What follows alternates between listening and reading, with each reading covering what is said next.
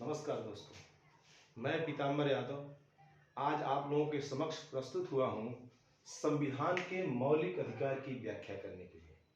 संविधान के मौलिक अधिकार को हम संविधान का मूल अधिकार भी कहते हैं।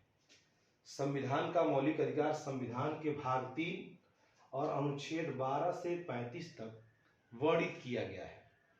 संविधान के मौलिक अधिकार को हम संविधान का मैग्ना कार्टा भी कहते हैं। अब प्रश्न ये उठेगा कि मैग्ना कार्टा क्या होता है। तो प्रारंभ में ब्रिटिश गवर्नमेंट के द्वारा वहां के मजदूरों को कुछ अधिकार दिए गए थे जिसको मैग्ना कार्टा नाम दिया गया था। इसलिए जब भी अधिकार की बात आती है तो उसको हम मैग्ना कार्टा शब्द से जोड़ देते हैं और इसीलिए संविधान के मौलिक अधिकार को, भारतीय संविधान के मौलिक अधिकार को इसका मैग्ना कार्टा कहते हैं। यहां से बस यही एक प्रश्न बनता है कि भारतीय संविधान का मैग्ना कार्टा हम किसे कहते हैं। तो भारतीय संविधान के मौलिक अधिकार को हम भारतीय संविधान का मैग्ना कार्टा कहते हैं।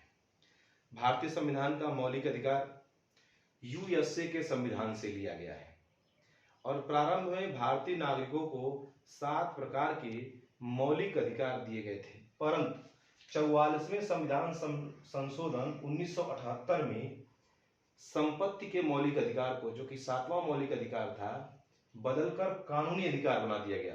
अनुच्छेद 330A के तहत संपत्ति के अधिकार को मौलिक अधिकार की सूची से हटाकर उसे कानूनी अधिकार में बदल दिया गया। वर्तमान समय में हम भारतीय नागरिकों को 6 प्रकार के मौलिक अधिकार दिए गए हैं।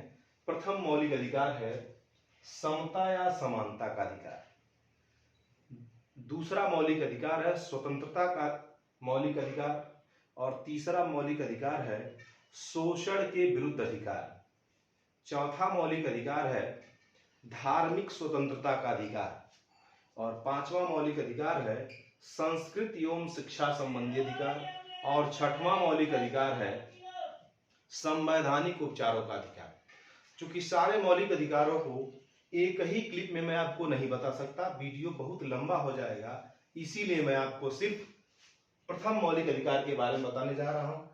समता या समानता का अधिकार अनुच्छेद 14 से 18 तक इसका वर्णन किया गया है। इन्हीं को एक एक करके मैं आपको बताने जा रहा हूं। अनुच्छेद 14, अनुच्छेद 14, अनुच्छेद 15, अनुच्छेद 16, अनुच्छेद 17 और अनुच्छेद 18, ये 4 अनुच्छेद समानता या समता के मौलिक अधिकार में है। अनुच्छेद 14 के तहत यह कहा गया है कि विधि के समक्ष समानता। अनुच्छेद 14 में वर्णन किया गया है कि विधि के समक्ष समानता।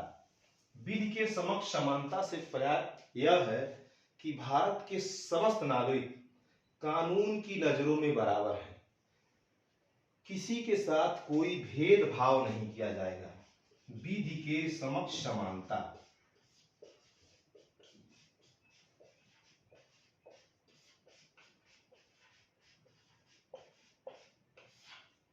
अर्थात भारत के सभी नागरिकों को कानून बराबर नजरों से देखेगा, कानून की नजरों में कोई भेदभाव नहीं किया जाएगा।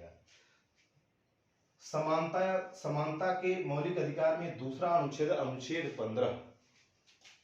अनुच्छेद 15 यह कहता है कि जाति, धर्म, मूल वंश, स्त्री पुरुष, क्षेत्र या भाषा के अधिकार पर किसी भी नागरिक के साथ भेदभाव नहीं किया जाएगा, चाहे वो किसी भी जाति का हो, किसी भी धर्म का हो, किसी भी स्थान का निवास करने वाला हो, किसी भी राज्य का हो, तमिल बोलने वाला हो, बंगाली बोलने वाला हो, मलयालम बोलने वाला हो, हिंदी बोलने वाला हो, इसके आधार पर जाति, धर्म, मूल स्थान, निवास के आधार पर किसी के साथ कोई भेदभाव नहीं किया जाएगा।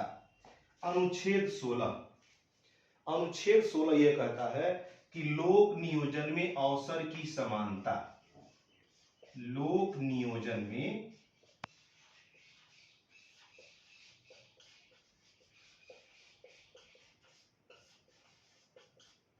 अवसर की समानता, अर्थात सरकार द्वारा कोई भी वैकेंसी आती है तो उसमें किसी के साथ कोई भेदभाव नहीं किया जाएगा, सबको बराबर अधिकार दिए जाएंगे। यह अनुच्छेद 16। अनुच्छेद 17, यह बहुत ही महत्वपूर्ण अनुच्छेद 17 है और बार बार एग्जाम में यह पूछा जाता है। इसमें लिखा गया अस्पृश्यता उन्मूलन।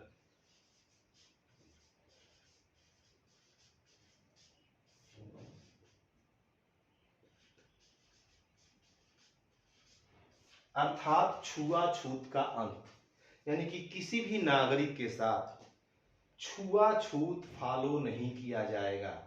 अछूत शब्द को ही भारतीय संविधान द्वारा प्रतिबंधित कर दिया गया है। अगर आप किसी व्यक्ति के साथ छुआछूत अपनाते हैं, उसको अछूत मानते हैं, तो आपके ऊपर कानूनी कार्रवाई होगी, आपको दंडित किया जाएगा, आपको जेल में डाल दिया जाएगा। भारतीय संविधान अनुच्छेद 17 के तहत पूरी तरह से भारतीय परिक्षेत्र से छुआछूत प्रतिबंधित करती है। लास्ट है अनुच्छेद 18। अनुच्छेद 18 में यह वर्णित किया गया है कि उपाधियों का अंत किया जाता है, यानी कि कोई भी व्यक्ति खुद से कोई उपाधि धारण नहीं करेगा। उपाधियां हमको सिर्फ भारत सरकार द्वारा दिया जाएगा। पद्म भूषण, पद्म विभूषण, परमवीर चक्र, इस तरह की उपाधियां सरकार द्वारा, भारत सरकार द्वारा हमको दिया जाएगा हमारे कर्मों के आधार पर, परंतु व्यक्तिगत रूप से कोई व्यक्ति कोई उपाधि धारण नहीं करेगा। इस तरह से आज के इस सेशन में हमने आपको समानता या समता के मौलिक अधिकार के बारे में बताया। इसमें 5 अनुच्छेद हैं, अनुच्छेद 14, अनुच्छेद 15, अनुच्छेद 16, अनुच्छेद 17, अनुच्छेद 18। एक बार और मैं इसकी व्याख्या कर दे रहा हूं। अनुच्छेद 14 ये कहता है कि विधि के समक्ष समानता, यानी कि कानून की नजरों में सभी व्यक्ति बराबर है। अनुच्छेद 15 यह कहता है कि जाति, धर्म, निवास स्थान, वंश के आधार पर, मेल फीमेल के आधार पर, क्षेत्र के आधार पर किसी से कोई भेदभाव नहीं किया जाएगा। अनुच्छेद 16 यह कहता है कि लोक नियोजन में अवसर की समानता दी जाएगी, यानी कि सरकारी नौकरियों में सबको बराबर अवसर दिया जाएगा। अनुच्छेद 17 में वर्णन किया गया है कि भारतीय परिक्षेत्र से छुआछूत का अंत किया जाता है। अब भारत में छुआछूत को प्रैक्टिस में नहीं लाया जाएगा, उसको फॉलो नहीं किया जाएगा। अनुच्छेद 18 में वर्णन किया गया है कि उपाधियों का अंत किया जाता है। कोई भी व्यक्ति खुद से उपाधि धारण नहीं करेगा। सरकार द्वारा, भारत सरकार द्वारा उपाधियों से लोगों को नवाजा जरूर जाएगा, लेकिन कोई व्यक्ति व्यक्तिगत रूप से उपाधि धारण नहीं करेगा।